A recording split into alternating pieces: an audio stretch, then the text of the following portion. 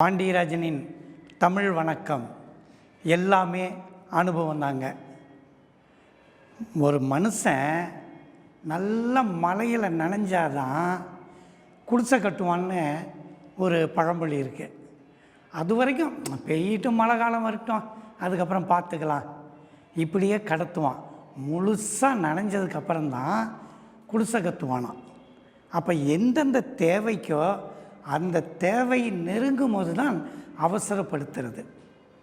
நீங்கள் சட்டான்னு ஒரு வார்த்தை நம்ம சொல்லிடுவோம், அது வேஸ்ட்டுப்பா, இது நமக்கு தேவையில்லை, அவனை மாதிரி அக்கிரமம் யாரும் இல்லை, குறை சொல்கிறது சாதாரணமாக சொல்லிடுவோம்.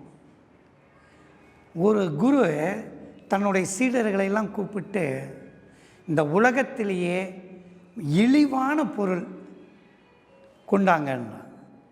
உலகத்தில் இழிவான பொருளா? சரி, குரு சொல்லிட்டாருன்ட்டு 4 திசைக்கும் எல்லா சீடருக்கும் போகிறாங்க. என்னென்னமோ கொண்டு வராங்க. இதான் உலகத்தின் இழிவு சார், அது இழிவு சார், மனித செய்கை சார், பொருட்கள், இதையெல்லாம் கொண்டு வந்து காட்டிக்கிட்டே இருக்கிறாங்க.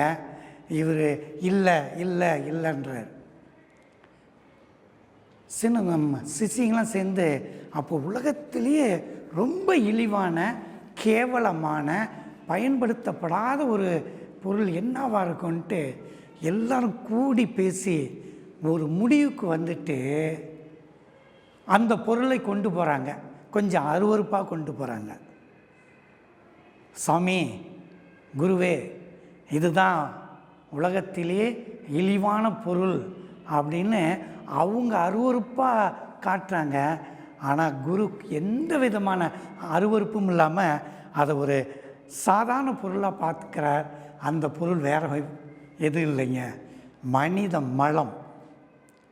இந்த மனித மலம்தான் உலகத்தின் இழிவானது, அசிங்கமானது, நாற்றம் எடுக்கிறதுன்னு இந்த சிசிங்கெலாம் கொண்டு போனோன்னு முகத்தில் எந்தவித அசைவும் இல்லாமல் அந்த குரு ஒரு புன்முறுவலோடு அதை பார்த்துட்டே சொன்னார், சிஷியர்களே, இதுதான் உலகத்தில் இழிவான பொருள்னு நீங்கள் நினச்சிட்டு இருக்கிறீங்க, தவறு.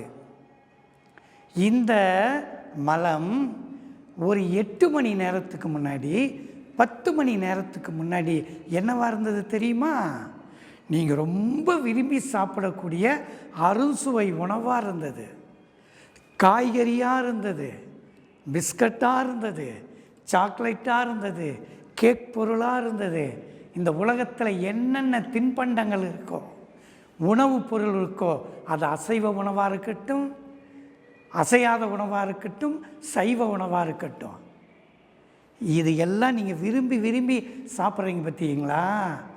இதுதான் 10 மணி நேரத்துக்கு முன்னாடி இந்த சுவையோட இந்த உணவு போய் நீ எதெல்லாம் பெருசு அப்படின்னு நினச்சிங்களோ அந்த உணவு கிட்டத்தட்ட 10லேருந்து 12 மணி நேரத்துக்கு அப்புறம் நீங்கள் அருவருக்கு தகுந்த மாதிரி ஒரு கழிவு பொருள் வெளியே வருதுன்னா, ஒரு நல்ல பொருளை அருவருக்கத்தக்க மாதிரி கழிவாக மாற்றுற இந்த மனிதன்தான் உலகத்திலேயே இழிவானவன் குரு சொல்கிறார்.